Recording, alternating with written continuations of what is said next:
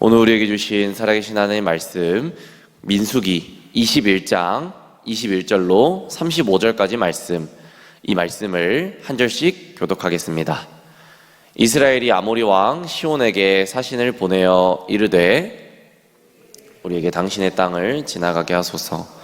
우리가 밭에든지 포도원에든지 들어가지 아니하며 오물물도 마시지 아니하고 당신의 지경에서 다 나가기까지 왕의 큰 길로만 지나가리이다 하나.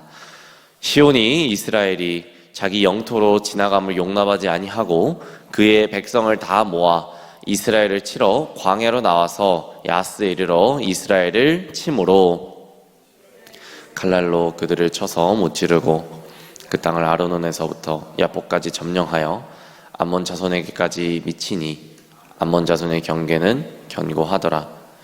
이스라엘이 이같이 그 모든 성읍을 빼앗고 그 아모리인의 모든 성읍 헤스본과 그 모든 촌락에 거주하였으니 헤스본 아모리인의 왕 시온의 도성이라.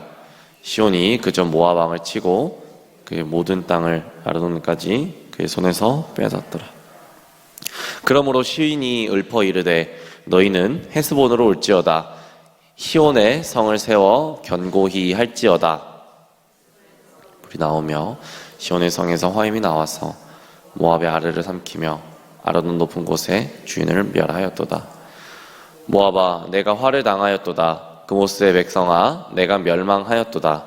그가 그의 아들들을 도망하게 하였고 그의 딸들을 아모리인의 왕 시혼의 포로가 되게 하였도다. 우리가 그들을 쏘아서 헤스본의 디본까지 멸하였고 에돔에 가까운 노바까지 황폐하게 하였다. 이스라엘이 아모리인의 땅에 거주하였더니 모세가 또 사람을 보내어 야세를 정탐하게 하고 그 촌락들을 빼앗고 그곳에 있던 아모리인을 몰아내었더라. 그들이 돌이켜 바산 길로 올라가매 바산 왕 옥이 그의 백성을 다 거느리고 나와서 그들을 맞아 에드레이에서 싸우려 하는지라. 그래서 모세에게 이르시되 그를 두려워하지 말라. 내가 그와 그의 백성과 그의 땅을 그네 손에 넘겼나니 너는 헤스본에 거주하던 아모리인의 왕 시온에게 행한 것 같이 그에게도. 함께 읽겠습니다. 이에 그와 그의 아들들과 그의 백성을 다 쳐서 한 사람도 남기지 아니하고 그 땅을 점령하였더라. 아멘. 할렐루야. 네, 말씀과 함께하는 복된 또 화요일의 시작 아침입니다. 오늘 또 민수기 21장의 마지막 부분 함께 살펴보려 합니다. 또 주님의 말씀과 함께 동행하는 하루, 그리고 오늘의 말씀의 주제인 두려워하지 말라라는 주제에 또 많은 은혜가 있으시길 바랍니다. 이 민수기 21장 말씀은 이스라엘이 가나안으로 진입하기에 앞서 마지막 장애물이던 아모리 족속과 모압을 물리치는 이 장엄한 장면이 이제 소개되는 것이 민수기 21장의 내용인데요. 이스라엘은 이제 아모리 왕 시온의 땅을 지나가기를 원하며 사신을 보내게 됩니다.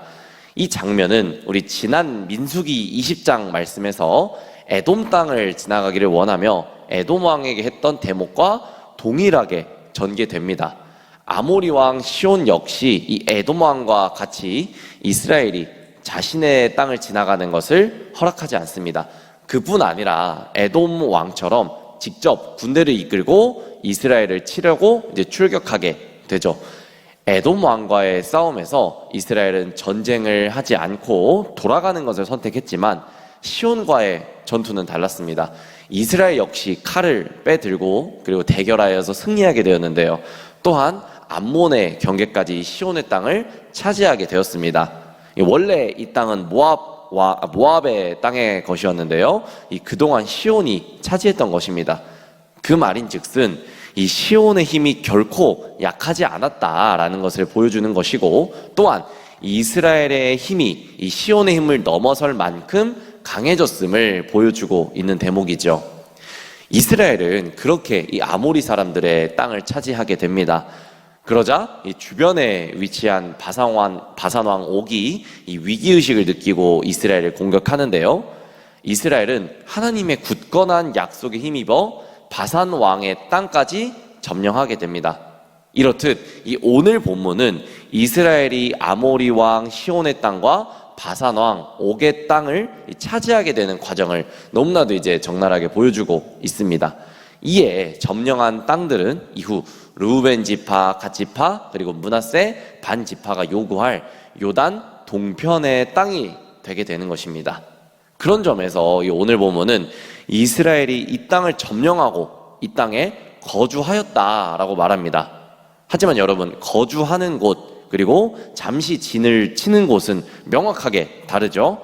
아직 이스라엘은 이 약속의 땅을 향해서 행진 중이면서 다음에 볼 우리 32장에서 이 땅에 대한 지파들의 요구가 이어질 것입니다. 제가 여러분들과 조금 더 생각해 보길 원하는 대목은 다름 아닌 오늘 아모리 왕 시온과 바산 왕 옥의 전투를 치른 이 본문의 내용이 지난 민수기 20장에 나온 에돔 왕의 이야기와 서로 대구를 이루고 있다는 것입니다. 비록 이 이스라엘의 불평이 끝난 것은 아니었어요. 또 이전과는 다르게 하나님의 진노에도 불구하고 그들을 구원하시는 하나님의 이야기가 등장하는데요. 이전에는 달려드는 적군을 마주보면서 도망쳐야 했다면 이제는 이스라엘이 맞서 싸울 수 있는 힘을 가지게 되었다는 것입니다. 민수기는 이 모든 것의 변화가 이스라엘의 말, 즉 서원에 있다고 말하는 것 같습니다. 이 이스라엘이 하나님께 올바른 반응을 보일 때에 하나님께서는 자신의 신실하심을 이스라엘에게 보이신다라는 것을 오늘 본문이 더 잘 보여주고 있습니다. 이 하나님의 신실하심에 대한 이야기를 하려면 먼저 아브라함에게 하셨던 이 창세기 이야기를 짚고 넘어가야 하는데요. 이 창세기 12장 3절 말씀을 보겠습니다. 이 말씀을 보면 하나님은 아브라함에게 이렇게 말씀하십니다. 함께 창세기 12장 3절 말씀 읽겠습니다. 시작. 너를 축복하는 자에게는 내가 복을 내리고 너를 저주하는 자에게는 내가 저주하리니 땅의 모든 족속이 너로 말미암아 복을 얻을 것이라 하신지라. 아멘. 네, 여러분, 우리는 이 구절을 열방을 향한 복을 말씀하신다라고 알고 있습니다. 그러나 이 말씀을 조금 더 조각조각 구체적으로 보게 된다면요, 이 창세기 12장 3절 말씀은 이스라엘을 향하여 복을 말하는 자에게 하나님께서 복을 주시고 또 이스라엘을 향하여 저주를 하는 자에게는 하나님께서 저주를 하시겠다라는 것이 이 말씀의 핵심입니다.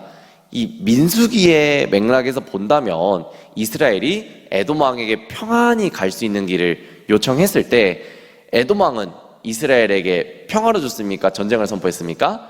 칼을 앞세워서 나갔죠. 이 모습은 이스라엘을 향해서 복이 아닌 저주를 하는 것과 같은 이미지죠. 그러나 하나님께서는 이스라엘을 위해서 이 에돔과 싸우지 않으셨습니다. 반면에 이스라엘이 아모리 왕 시온에게 평안히 갈 수 있는 길을 요청했을 때에 시온 역시 평화를 선포하지 않고 칼을 앞세워 나갔습니다. 이 역시 이스라엘을 향해서 복이 아닌 저주를 하는 것과 같은 이미지죠.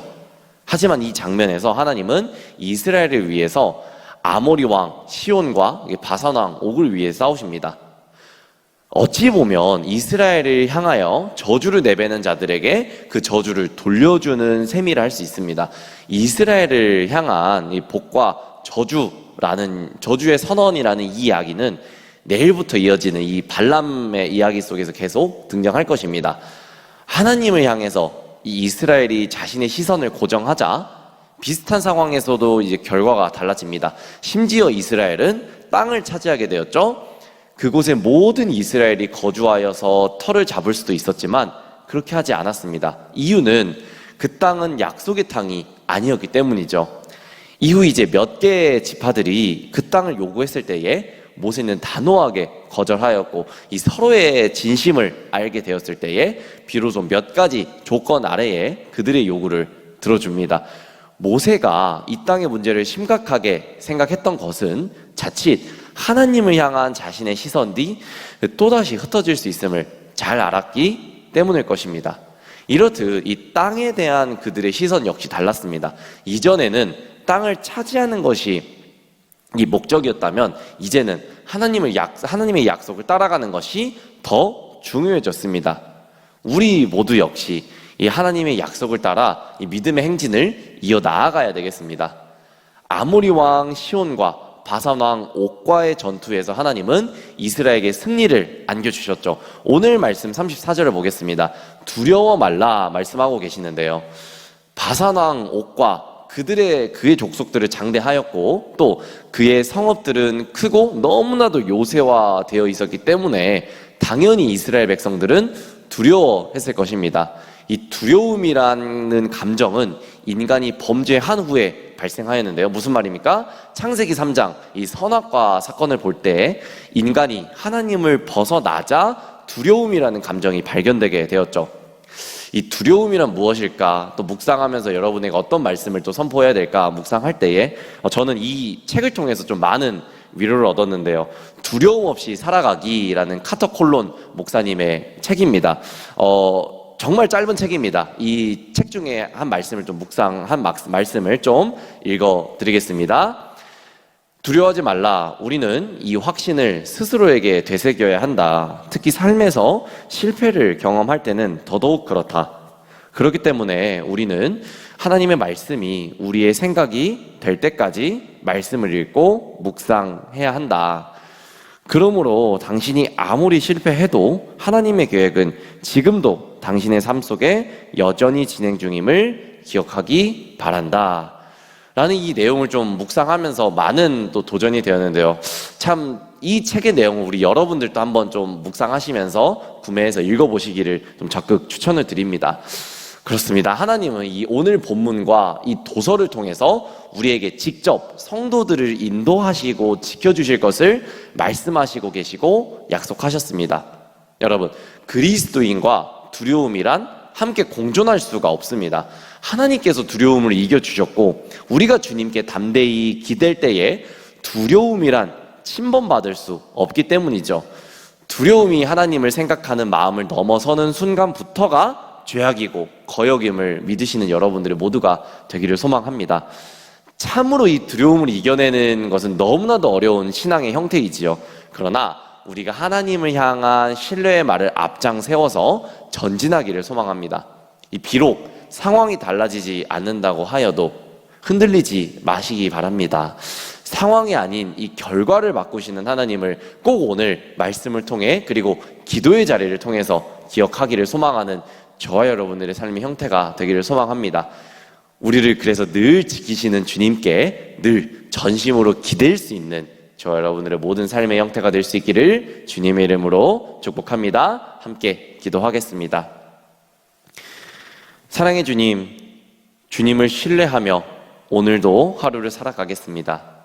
비록 우리의 삶이 오늘과 어제 또 별반 다르지 않고 힘들고 어렵기 마련이라 할지라도 주님을 신뢰하며 나아가겠습니다. 상황에 따라 흔들리지 않기를 소망하며 나아갑니다. 주님, 이 결과마저 주님께 의지하며 나아갑니다. 주님의 신실하심을 따라 한 걸음 한 걸음 주님의 걸음에 맞추어 걷게 하여 주시옵소서. 작은 성취에 감사하되 거만하지 않게 하시고 큰 실수에도 위축되지 않고 이 맡겨진 길을 묵묵하게 갈 수 있도록 우리를 인도하여 주시옵소서. 하나님, 두려움 없이 살아갈 수 있는 그 지혜를 하나님이 성경 말씀을 통해서 우리에게 이미 허락하여 주셨으니 우리가 믿고 주님께 간구하며 나아갈 수 있도록 주님 인도하여 주시옵소서.